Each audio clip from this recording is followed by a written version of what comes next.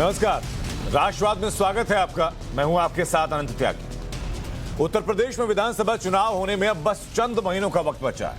ऐसे में हर पार्टी जी जान से जुटी हुई। बीजेपी चुनाव से पहले तमाम योजनाओं का ताबड़तोड़ उद्घाटन और शिलान्यास कर रही है।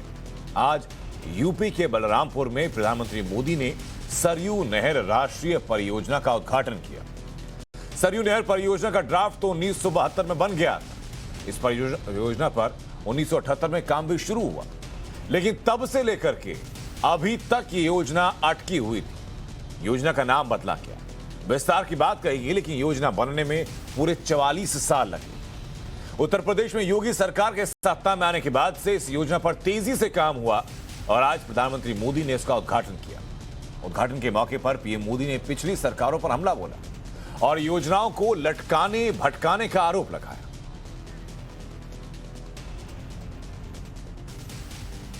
जो मुझे सबसे अधिक अखरा, जिससे मुझे सबसे ज्यादा पीड़ा हुई है, वो है देश के धन, देश के समय और देश के संसाधनों का दुरुपयोग, उसका अपमान। सरकारी पैसे हैं तो मुझे क्या, मेरा क्या, ये तो सरकारी है। ये सोच देश के संतुलित और संपूर्ण विकास में सबसे बड़ी रुकावट बन गई है। इसी सोच ने सरयू नहर परियोजना को लटकाया भी भटकाया भी। तो अखिलेश यादव बीजेपी पर बार बार आरोप लगाते आए हैं कि जो योजनाएं हमने शुरू की थी उसका उद्घाटन कर बीजेपी श्रेय ले रही है। आज इस योजना के उद्घाटन से पहले भी अखिलेश यादव ने ट्वीट कर योजना का श्रेय लेने की कोशिश की। इसी बात का पीएम मोदी ने बलरामपुर की धरती से जवाब दिया और कहा कि कुछ लोगों की आदत सिर्फ फीता काटने की होती है। जब मैं आज दिल्ली से चला तो सुबह से मैं इंतजार कर रहा था कि कब कोई आएगा, कहेगा कि मोदी जी, इस योजना का फीता तो हमने काटा था, ये योजना तो हमने शुरू की थी।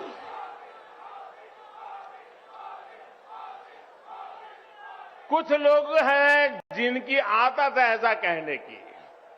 हो सकता है बचपन में इस योजना का फीता भी उन्होंने ही काटा हो। साथियों, कुछ लोगों की प्राथमिकता फीता काटना है, हम लोगों की प्राथमिकता योजनाओं को समय पर पूरा करना है। पीएम मोदी ने अखिलेश यादव पर हमला बोला तो अखिलेश यादव ने पलटवार करने में देर नहीं लगाई और कहा कि इस योजना का सबसे ज्यादा काम उनके शासनकाल में हुआ है। ये अच्छा है कि लखनऊ से फीता, दिल्ली से कैंची।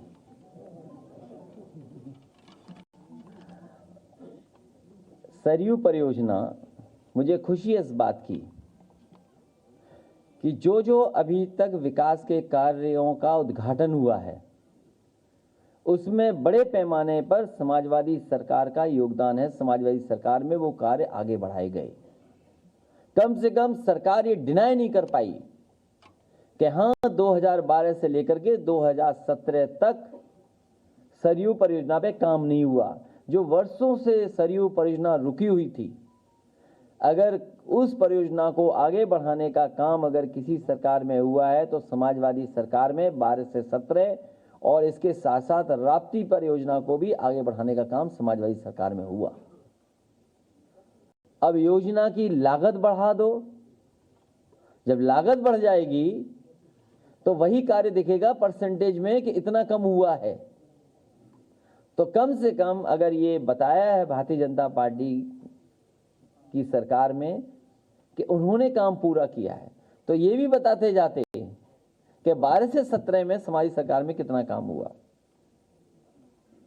और केवल यही योजना नहीं, गोरखपुर का एम्स बन नहीं सकता था अगर समाजवादी सरकार में जमीन न दी होती तो। अब आपको बताते हैं कि जब इस योजना का ड्राफ्ट बना 1972 में, तब अखिलेश यादव पैदा भी नहीं हुए, और जब इस योजना की शुरुआत हुई तब तक 1978 में अखिलेश यादव लगभग 5 साल के थे। आज इस 44 साल बाद इस योजना का उद्घाटन हुआ। अखिलेश 48 साल के। उत्तर प्रदेश में चुनाव है तो योजना को श्रेय लेने की होड़ मची हुई है, लेकिन हम आपको आज इस मुद्दे पर बहस करें उससे पहले हम लोग ये जानने की कोशिश करते हैं कि आखिरकार योगी राज में और अखिलेश राज में कितना काम हुआ है। दोनों सरकारों के काम की तुलना करते हैं कि काम आखिरकार कितना कितना किया गया। 2012 से 2017 और 2017 से 2021, सिर्फ इन 2 कार्यकाल की बात हम लोग करें तो लगभग 11.5 लाख करोड़ इसमें लगभग का जो निवेश किया गया, जो जीडीपी रही उसकी, उसमें जो ग्रोथ रही वो लगभग पिछले के मुकाबले 57% के आसपास रही। लेकिन 2017 से 2021 के बीच में जीडीपी रही प्रदेश की वो 21.7 लाख करोड़ की रही। जो ग्रोथ रही पिछली सरकार के मुकाबले वो लगभग 80% के आसपास रही। 79% आप मानकर चलिए उनको। ये जीडीपी का हाल है। एक एक सरकार के एक एक कार्यकाल की हम लोग बात करते हैं। प्रति व्यक्ति आय की बात कीजिए, 2012 से 2017 में प्रदेश के अंदर जो प्रति व्यक्ति आय थी सालाना में वो लगभग 48,520 रुपए थी एक साल के आसपास। लेकिन योगी सरकार में 2017 से 2021 के बीच में 95,000 से ज्यादा पहुंची और लगभग 96% बढ़ोतरी इसकी हुई। अब एक्सप्रेसवे की बात कर लेते हैं क्योंकि अखिलेश यादव का जो 2017 में चुनावी नारा था वो यही था कि काम बोलता है, और इस बार भी वो यही कह रहे हैं कि जो परियोजनाएं आ रही हैं उसमें श्रेय समाजवादी पार्टी की सरकार को जाता है। अब क्या है आंकड़ा, 2012 से 2017 के बीच में 302 किलोमीटर का एक्सप्रेसवे बना उत्तर प्रदेश के अंदर, लेकिन 2017 से 2021 के बीच में 641 किलोमीटर का एक्सप्रेसवे बना उत्तर प्रदेश के अंदर, यानी पूरा नहीं तो कम से कम 2 गुना के आसपास काम हुआ। एयर कनेक्टिविटी की बात कीजिए, 2012 से 2017 के बीच में 25 जगहों के लिए उत्तर प्रदेश से फ्लाइट जाती थी। अब 2017 से 2021 के बीच में 71 जगहों के लिए उत्तर प्रदेश से फ्लाइट जाती, यानी एयर कनेक्टिविटी हमने और मजबूत की है। अब एयरपोर्ट की बात करते हैं कि एयरपोर्ट कितने हैं उत्तर प्रदेश में। 2012 से 2017 के शासनकाल तक 4 एयरपोर्ट प्रमुखता उत्तर प्रदेश में हुआ करते थे, लेकिन 2017 से 2021 के बीच में आज की तारीख में हम लोग बात करेंगे तो उत्तर प्रदेश में 8 एयरपोर्ट हैं जहां से कि फ्लाइट आ और जा रही हैं। बिजली की बात करते हैं क्योंकि गांव देहात में सबसे जो मजबूत पॉइंट किसी सरकार का होता है वो ये होता है कि किसानों को हमने बिजली दी, गांव तक बिजली पहुंचाई।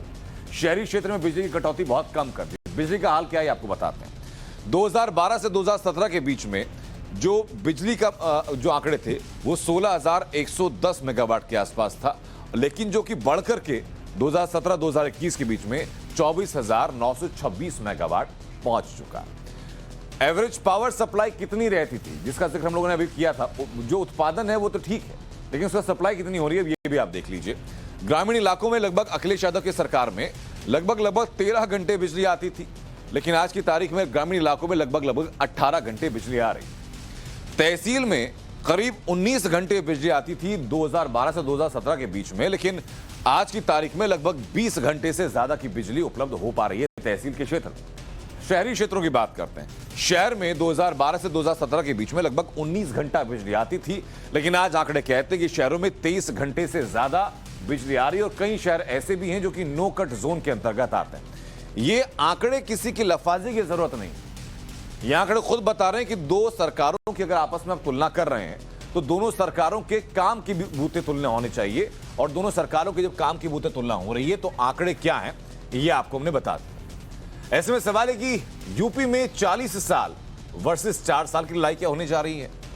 सवाल ये राष्ट्रवाद में आज कि फीता काटने से नहीं तो क्या उद्घाटन से सत्ता मिलेगी। सवाल राष्ट्रवाद में यह कि किसानों को साधने से क्या 2022 में सरकार बन जाएगी, और सवाल राष्ट्रवाद में यह कि उत्तर प्रदेश में आज की तारीख में किसका काम बोलता। इसी को लेकर के चर्चा आज है। जो खास मेहमान हमारे साथ जुड़ रहे हैं उनका तारुफ करा देते हैं आपसे। हमारे साथ शहजाद पुनावाला जुड़ चुके हैं, प्रवक्ता है बीजेपी से। डॉक्टर अजीज खान हमारे साथ हैं, प्रवक्ता है समाजवादी पार्टी से। कांग्रेस की तरफ से अजय वर्मा हमारे साथ जुड़ चुके हैं। सुधीर भदौरिया हमारे साथ जुड़ चुके हैं बीएसपी से, और राजनीतिक विश्लेषक शांतनु गुप्ता हमारे साथ जुड़ चुके हैं। बहुत बहुत स्वागत आप सभी लोगों का। शुरुआत में शहजाद मैं आप ही से करना चाहूंगा कि उत्तर प्रदेश में सवाल लगातार ये बोल रहा है कि अखिलेश यादव कह रहे हैं कि भाई हमने बहुत काम किया, आज की तारीख में जितने फीते कट रहे हैं या जितने उद्घाटन हो रहे हैं उसके पीछे कहीं ना कहीं समाजवादी पार्टी के दौरान में किया गया काम ही है। बीजेपी स्वीकारती है इस बात को? है कुछ जो फीताजीवी ऐसे लोग हैं, ऐलान या घोषणाजीवी ऐसे हैं कि हो सकता है कि आने वाले दिनों में ताजमहल और कुतुब मीनार बनाने का भी फीता हमने ही काटा था और श्रेय भी हमको मिलता है, ये भी बात वो कह सकते हैं। पर जहां तक बात है आज इस पूरी परियोजना की, तो मैं आपको बता दूं कि 2017 तक मतलब कि जो 40 साल में केवल इस परियोजना के लिए 5,000 करोड़ के आसपास रुपए दिए गए थे और इसका 50 से 52% काम भी नहीं हुआ था। और पिछले 4 साल में जो 40 साल में नहीं हो पाया, उतना लगभग 5,000 करोड़ का आवंटन किया गया और ये बाकी का जो 48%, 50% काम बाकी था वो पूरा काम किया गया।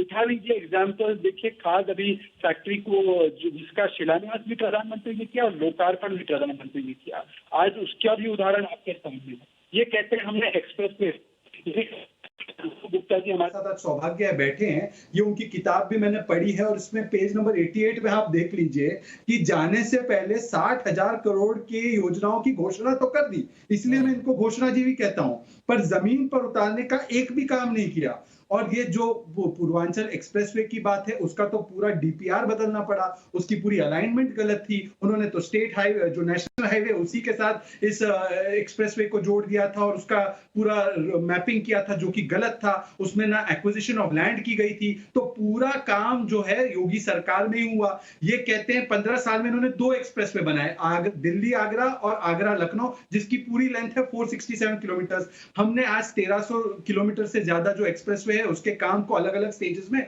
करने का काम किया है। इनके समय पर 2 इंटरनेशनल एयरपोर्ट थे, वाराणसी लखनऊ, आज 5 इंटरनेशनल एयरपोर्ट पर काम हो रहा है। पिछले दिनों आपने जेवर एयरपोर्ट का भी देखा कि पूरा लैंड एक्विजिशन हो चुका है, उसका शिलान्यास हो चुका है। आने वाले दिनों में अयोध्या इंटरनेशनल एयरपोर्ट की भी आप बात देखेंगे। जो एम्स गोरखपुर को भी हमने बनाया, 10 मेडिकल कॉलेज इन्होंने बनाए, 10-12 मेडिकल कॉलेज इन्होंने 50 वर्ष में बनाए। आज 59 मेडिकल कॉलेज, मतलब लगभग हर जिले में एक मेडिकल कॉलेज देने का काम किया है। इन्होंने 40 साल में क्या किया? इन्होंने 40 साल में उत्तर प्रदेश को पीछे ले जाने का काम किया, माफिया राज को खुली छूट दी। इनके समय पर बेरोजगारी 17% थी, आज 5.5% है। इनके समय पर जो उत्तर प्रदेश की जीडीपी थी वो 6 नंबर पर थी, आज दूसरे नंबर पर है। इनके समय पर इन्होंने भुगतान किसानों का किया नहीं, गन्ना किसानों का ले देकर 40-50 हजार करोड़ रुपए भुगतान करते थे, आज हमने 1,40,000 करोड़ का भुगतान गन्ना किसानों को किया है। आज हमने जो 7 लाख मेट्रिक टन ये गेहूं खरीदते थे उसको बढ़ाकर 56 लाख मेट्रिक टन गेहूं खरीदने का काम किया है। और इसीलिए फीताजीवी गन्ना के बारे में कुछ नहीं बोल सकते, विकास पर तो उन्होंने लाल बत्ती लगा दी है, तो तुष्टीकरण को हरी झंडी दिखाते हैं। कभी जिन्ना याद आते हैं, कभी तालिबान याद आता है। आज मैं अजीत जी से सिर्फ एक चीज पूछना चाहता हूं, मथुरा के विषय में इनके बर्क साहब ने कहा है कि मथुरा के मंदिर के मैं खिलाफ हूं और मैं इस पर आंदोलन करूंगा। क्या ये समाजवादी पार्टी की राय है? ये विकास की बात करते हैं। नहीं, पहले उनसे जवाब ले लें। जो आज सरयू परियोजना का उद्घाटन हुआ है उसको लेकर के जी एक लास्ट पॉइंट, अजीत जी बैठे हैं, पिछले शो में भी एक जवाब नहीं दे पाए। चलिए, आप हमसे ज्यादा विकास करना चाहते हैं, किया है? आप एक बार कमिट कर दो टाइम्स नाउ नवभारत पर समाजवादी पार्टी की मुख्तार अंसारी के परिवार को हम टिकट नहीं देंगे। क्या मुख्तार अंसारी विकास के इनके पोस्टर बॉय है? मैं चुनौती देता हूं, सबसे पहले अंकित जी ये बोले कि विकास की परियोजनाओं की परिभाषा हम लोग तय कर लेंगे सर, लेकिन उससे पहले डॉक्टर अजीज खान बताइए जरा कि अगर आज की तारीख में वो चीजें हुई जो 1978 से पेंडिंग थी, तो उसको स्वीकारने में कि मौजूदा सरकार ने बेहतर काम किया, ऐतराज क्या होता है? अनंत जी, मैं आपके स्कीम को भी देख रहा था, जिस तरीके से आप फ्लैश कर रहे थे जी, और शहजाद जी जिस तरीके से घबराहट में बात कर रहे थे, मुझे बहुत अच्छा लग रहा था। आप देखिए, आपने कहा कि साहब 24 घंटे बिजली मिलने लगी। अरे ये भी तो बता दीजिए कि कितने पावर प्लांट इन्होंने लगाए। जो पावर प्लांट हमने लगाया था, चाहे वो आपका जवाहरपुर का हो, ओबरा का हो, हरदेवगंज का हो, उसी पावर प्लांट का इस्तेमाल आज हो रहा है। कितना पावर प्लांट लगाया है जरा नोट कर लीजिए। शहजाद जी, पहला सवाल नोट करिए। आपने कहा साहब ये बनाया वो बनाया, पहले तो मैं जरा आज सरयू परियोजना पे बात कर लूं जी। सरयू परियोजना का जरा मैं डिस्कशन कर लूं, जरा बता दूं डिटेल, शायद जानकारी नहीं है। 1982 में इस प्रोजेक्ट को लाया गया। 1982 से लेकर के 2012 82 तक के बीच में 82 में 72 अंकित जी, इनको रोकिए। अरे गलत आनंद जी, ये अरे क्या आनंद तरीका जी है? बताइए ये क्या इनको। तरीका है? भैया बात नहीं, करिए, एक सेकंड बात अजीज खान, करिए, ये क्या नाम, ये क्या बात कर रहे हैं अजीज साहब, मैं क्या स्लिप ऑफ टंग हो गया आपका। 82 नहीं, 1972 था सर। अब इनको पता ही नहीं 1982 है, रिपोर्ट है। हम अच्छा। ज्यादा इधर उधर लफाजीगिरी नहीं करते, बस ये बात सुनिए आप। हाँ। रिपोर्ट देखिए, इनको पता नहीं है। मेरी बात सुनिए आप, गलत कह रही है। मैं कह रहा हूं 1982 में ये स्टार्ट हुआ काम, और उसके बाद 2012 तक ये काम हुआ। 9.19 लाख हेक्टेयर सिंचाई क्षमता को सृजित किया गया एक बार। बचा कितना? 4.73 लाख हेक्टेयर सिंचाई क्षमता की जरूरत और थी। उसका एमओयू 19 मार्च 2013 को समाजवादी पार्टी के साथ केंद्र सरकार का एमओयू हुआ। एक बात समझिए, यह काम स्टार्ट हुआ और उसके बाद 2016 तक यह काम चला, लेकिन जो केंद्र का अंश था वो केंद्र ने 1646 करोड़ रुपए नहीं दिया, जिसकी वजह से यह परियोजना रुक गया। अंदाजा लगाएं कि 82% काम समाजवादी पार्टी, जो बचा हुआ काम था उसका 82% काम समाजवादी पार्टी ने कर दिया। पहली बात सुनिए आप, जो रेस्ट काम 18% बचा था उसको 5 साल में इन्होंने पूरा किया है। अगर यह पैसा पहले रिलीज हो जाता तो शायद वो उसी टेन्योर में काम हो जाता। एक बात आप समझ। दूसरी बात, अभी मैं देख रहा हूं, अभी इन्होंने कहा था कि फीता काट। अरे भाई, उद्घाटन जीवी तो आप हैं। आप बताइए, आप कह रहे जेवर एयरपोर्ट बनाया, क्या बनाया जेवर एयरपोर्ट में? जब बताइए कुछ। आपने भी मिट्टी पाटा है, 19 साल में मिट्टी पाट पाए। जो वहां के लोग रह रहे थे उनको विस्थापित कर दिया, रहने की जगह तक नहीं दिया आपने। 9,000 लोग बेघर हो गए। अभी थोड़े दिन पहले प्रधानमंत्री महोदय गए थे, वहां के लोगों को ले जाके गाजियाबाद। मैं जेवर एयरपोर्ट के लिए भी आ जाऊंगा, लेकिन आपने जो दावे किए, आपने जो सरयू परियोजना को लेकर आंकड़े दिए, वो आंकड़े बिल्कुल इतर हैं जो पहले शहजाद ने दिए थे। बिल्कुल एग्जैक्ट आंकड़ा है। हाँ, मैं वही कह रहा हूँ कि ये फिर डिफरेंस कैसे है शहजाद? ऑथेंटिसिटी के साथ बात कर रहा हूं। आप कह रहे हैं कि आपने 2017 से 21 में 48% काम कर दिया। खान साहब कह रहे हैं कि भाई हमने 84% काम तो पहले कर दिया था, 82%। इस बहस को खोलेंगे या इन्हीं में कुछ ड्यूट चला रहे हैं आप? नहीं सुदीन जी, मैं इसके पास आप ही के पास में आ रहा हूं सर। नहीं, अगर ड्यूट चल रही है तो ड्यूट चलने दीजिए। नहीं, ड्यूट नहीं है सर, मैं आप ही के पास में आ रहा हूं। अगर आंकड़े उधर खंडित किए गए तो आपके पास में आऊंगा सर, उनसे जवाब ले लूं छोटा सा।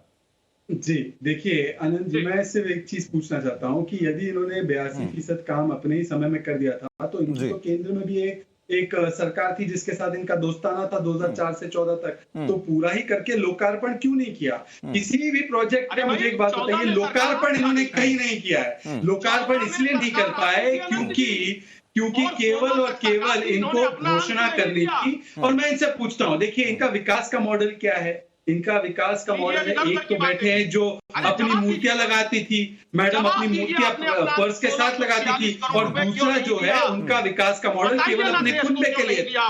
मैं इनसे सवाल अलग था, डॉक्टर अजीज खान का सवाल अलग था। चुनाव के लिए मैं आप दोनों सज्जनों के पास में लौट रहा हूं। सुदीन जी को मैं लाना चाहूंगा डिबेट में। सुदीन जी बताइए जरा, अगर दोनों सरकारें ये ढोल पीट रही कि भाई ये काम हमने बेहतर किया, तो श्रेय किसको जाएगा? देखिए, इनको अभी हकीकत बतानी चाहिए, और आपको भी बहस में थोड़ा एक हकीकत को, इस बात का जहां तक विकास का सवाल है, आपको पूरा रखना चाहिए था। और मैं उसको आपकी जो इस बहस के अंदर जानकारी थी पूरी कर दूं। मैं ये कहना चाहता हूं, दोनों पार्टियों ने एक ही विकास किया। जैसे कि मुजफ्फरनगर का कांड हुआ तो एक तरफ ये ताकत खड़ी थी और दूसरी तरफ सैफई में महोत्सव चल रहा था। मुजफ्फरनगर में लाखों लोग विस्थापित हो रहे थे वहां से, माइनॉरिटीज के और अन्य लोग भी, और ये लोग सैफई में महोत्सव मना रहे थे। इनकी उपलब्धि है कि जो भी पैसा आया वो सैफई में गया, और इनका जो भी ताकत लगी वो दादरी लिंचिंग में लगी। तो दोनों पार्टियों में होड़ थी, दादरी लिंचिंग हो कि सैफई महोत्सव हो कि मुजफ्फरनगर कांड हो। और इनकी एक और उपलब्धि हुई कि इन्होंने सैफई में एक एयरपोर्ट भी बनाया। बहन मायावती जी ने जेवर इंटरनेशनल एयरपोर्ट जो आपको दिखाई दे रहा है, इस समय उद्घाटन हुआ है, इसकी रूपरेखा सुश्री बहन मायावती जी ने रखी। पूरे देश को ये मालूम है, उस समय बनने नहीं दिया गया। और फिर इन्होंने ये कहा जब समाजवादी पार्टी की सरकार थी, यहाँ नहीं बनेगा, हम इसको अब मथुरा ले जाएंगे, मथुरा से फिर पता नहीं कहाँ ले जाएंगे, पर इन्होंने जेवर में नहीं बनने दिया। नहीं सुदीन जी, दूसरी जो चीज मैं सवाल ये है भी वो कहूंगा सरयू परियोजना को लेकर भी है कि सर। महोत्सव के आपका साथ जो कार्यकाल विकास था की तो आपने सवाल बात तो रखी 2007 से है। 12 के मैं बीच में आपकी उठेंगे विकास ना की बात बता दूं जी। कि जब बहन मायावती जी मुख्यमंत्री थी, उससे पहले मुलायम सिंह यादव जी मुख्यमंत्री थे। हाँ। उत्तर प्रदेश का जीडीपी विकास जिसका आपने जिक्र किया 3.5-4% था, बहन मायावती जी के समय में 9% हुआ। हाँ। डबल से भी ज्यादा हुआ। हाँ। गन्ना किसान को न बीजेपी ने कुछ दिया और समाजवादी पार्टी ने जो दिया वो सुधीन जी, मैं तो सिर्फ ये सवाल पूछ रहा हूँ सर, मेरा सवाल बीजेपी से, समाजवादी पार्टी से और आपसे भी यही है सर। मेरा सवाल यही कि सरयू परियोजना में किसानों को दशकों का इंतजार क्यों करना पड़ा? 12 पीएम 15 सीएम इस योजना ने देख लिए, लेकिन अब जाकर के पूरी हुई 48 साल के बाद तकरीबन। ये दोनों लोग लफबाजी से नहीं चलेगा। लाइन सफारी बन रही है, सफाई महोत्सव हो रहा है, ये तो समाजवादी पार्टी सर सरयू परियोजना, मुजफ्फरनगर कांड से लेकर और इसी सुधीन जी सरयू परियोजना, सरयू परियोजना कोई नहीं, मुझे मौका आप जान लीजिए। हाँ। देखिए मौका दे मुझे। एक चीज और जान लीजिए, हाँ। जहां तक सिंचाई का प्रश्न है, बुंदेलखंड में अनंत जी, मुझे बात रखने को मौका दीजिए। मुख्यमंत्री आ रहा हूं, रहे हाँ, हो, सर। चाहे वो मुलायम सिंह मुख्यमंत्री रहे हो, दोनों ने बुंदेलखंड को निगलेक्ट किया, वेस्टर्न यूपी को निगलेक्ट किया, ईस्टर्न यूपी को निगलेक्ट किया। सर सवाल ये नहीं ना कि किसी सरकार ने क्या नहीं किया, सवाल ये भी है कि आपकी सरकार ने उस दौरान क्या किया। डॉक्टर अजीज खान जवाब दिए, उसके बाद में चलूंगा अजय जी के पास। डॉक्टर अजीज खान। देखिए आनंद जी, सुधींद्र भदौरिया जी बहुत सीनियर लीडर है और बहुत बुद्धिजीवी है, लेकिन मुझे अफसोस है कि बीजेपी से 3 बार इन्होंने गठबंधन किया है, उनका छाप इनके ऊपर पड़ गया। बीजेपी झूठ बोलने की उसमें उसी प्रकार झूठ बोल रहे हैं। बताइए अरे कि भाई, हल्ला कैसे न करिए। कल्याण सिंह जी झूठ को बोल रहे हैं लाल टोपी आप। आपके पास पहनाते कुछ बताने को है नहीं। कल्याण सिंह जी को जो लाल टोपी पहनाने वाले लोग, आप गुमराह हो रहे हैं। आप बीजेपी महाराज में बैठ करके आप खेल रहे हैं, बीजेपी के गोद में बैठ करके आप खेल रहे हैं। साक्षी महाराज को राज्यसभा आप भेजे, अरे फैक्ट रखिए ना, साक्षी महाराज को स्टेटमेंट जारी कर रहे हैं, देश को गुमराह कर रहे हैं आप।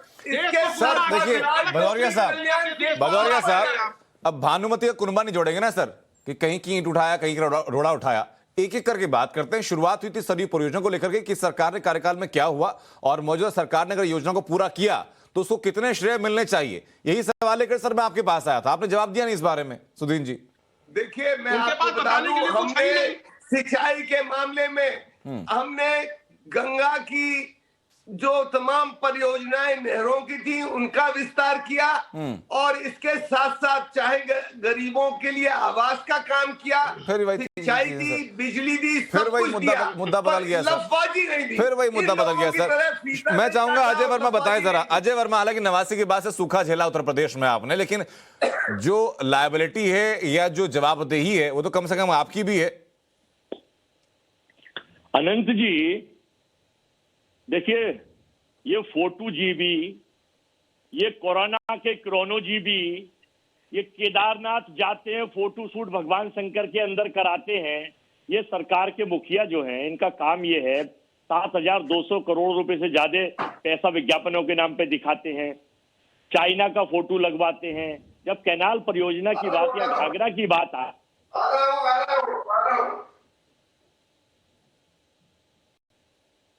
अजय जी आपकी आवाज नहीं आ रही, अचानक से आपकी आवाज आनी बंद हो गई है सर। मैं वापस कोशिश करूंगा आपके साथ संपर्क करने की, जुड़ेंगे आपसे, लेकिन उससे पहले आवाज नहीं आ रही आपको? जी जी अब आई आवाज सर आपकी।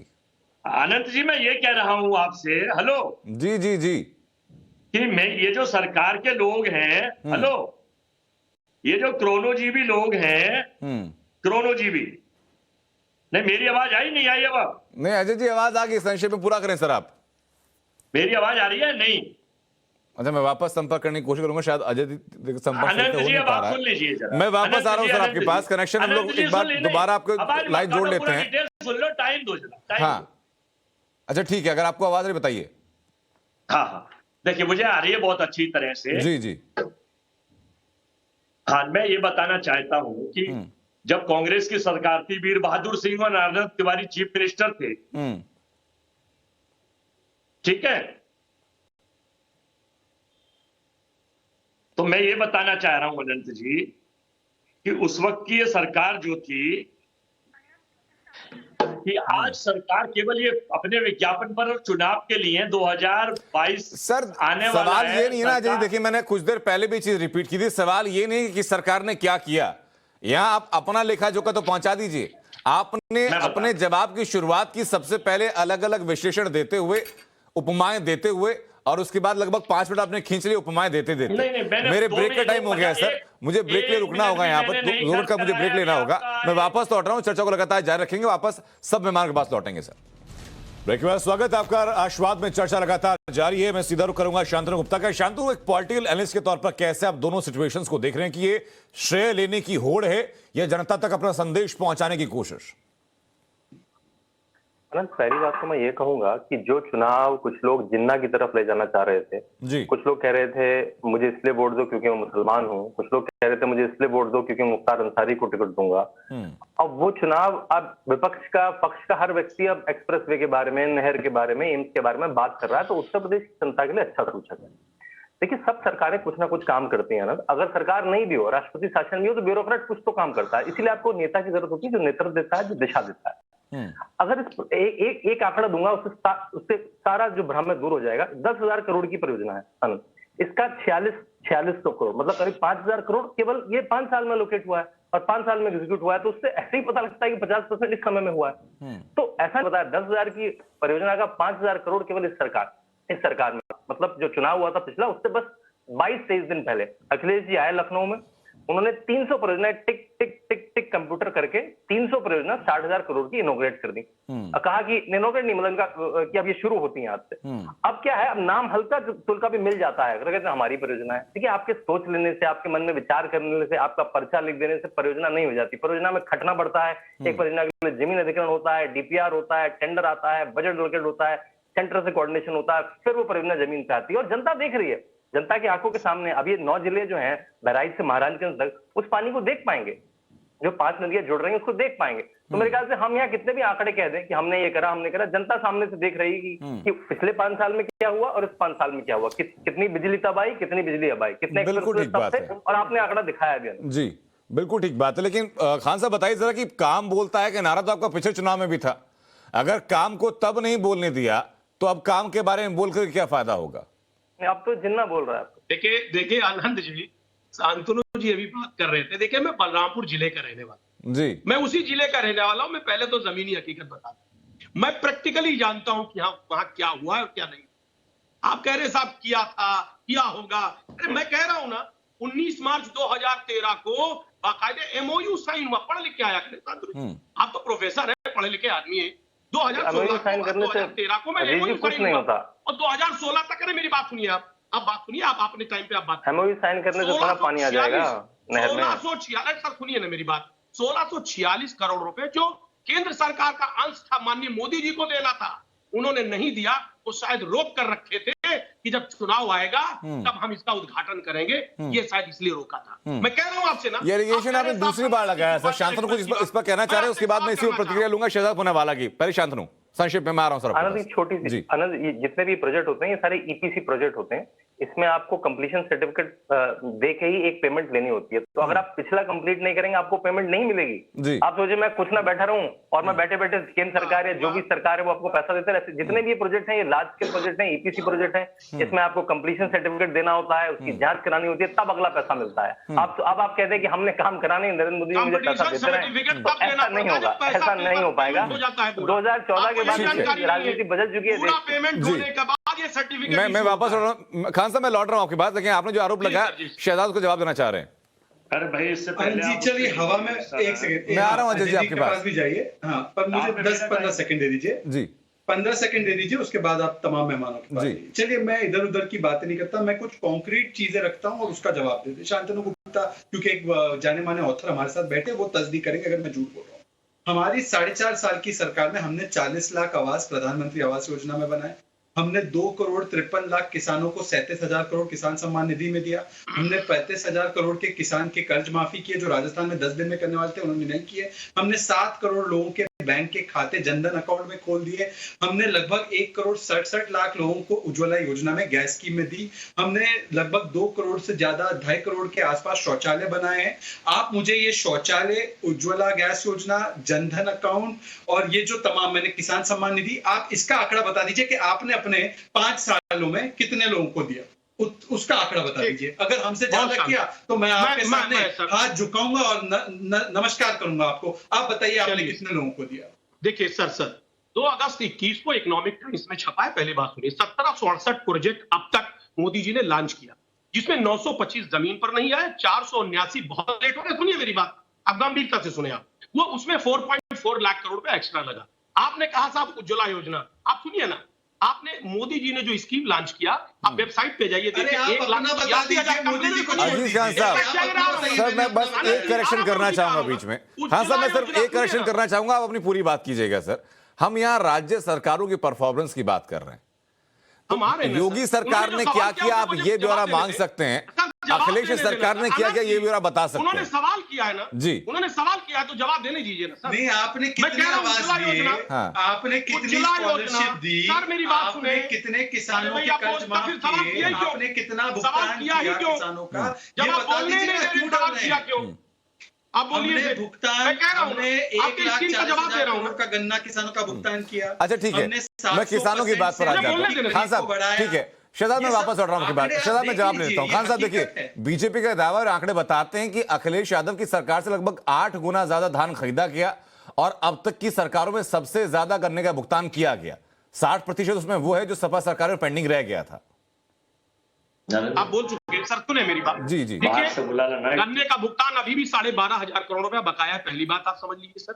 दूसरी बात, ये धान की खरीद और गेहूं की खरीद, जरा मार्केट में निकल के देखें ना, कैसा कैसा वहां दलाली होता है, किस तरीके से ब्रोकर जो बिचवैया होते हैं कैसे धान को ले लेते हैं। किसान ले जाता है बेचने के लिए और वहां पर कह दिया जाता अभी नम है, अभी गंदा है, अभी नहीं लेंगे, वो किसान वापस ले आता है। 17 से बात शुरू हुआ क्या सर? जो बिचवैया होते हैं वो 17 के बाद शुरू हुआ क्या सर? कम रेट में, तब मुझे मौका दे जी, धान कम रेट में खरीदते वो किसान मारा जाता है, कौन जिम्मेदार होगा? जरा बताइए कि धान के सेंटर पे धान खरीदा जा रहा है, 90% किसान का जो धान है उस सेंटर पर नहीं बिकता है, बीच में जो बिचौलिए होते हैं वो धान को खरीद लेते हैं।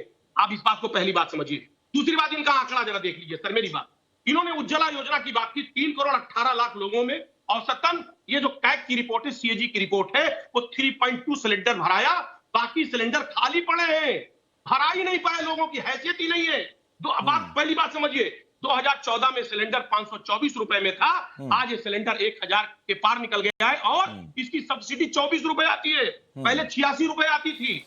एक सेकंड, मैं वापस करेक्ट करूंगा आपको, एक सेकंड मैं फिर संशोधित करूंगा थोड़ा सा, एक सेकंड खान साहब, मैं फिर रिपीट कर रहा हूं सर। केंद्र सरकार के कामों का लेखा जोखा ना देने का फायदा है ना लेने का फायदा है सर। उत्तर प्रदेश में चुनाव है, मौजूदा सरकार ने क्या किया और आपकी सरकार ने क्या किया, ये खाली बता दे तो बेहतर होगा। आप खाली यही बता दीजिए कि 2012 से 17 के बीच में जो पर कैपिटा इनकम थी वो कितनी बढ़ाई आपने और मौजूदा सरकार ने क्या घटा दिया उसको क्या?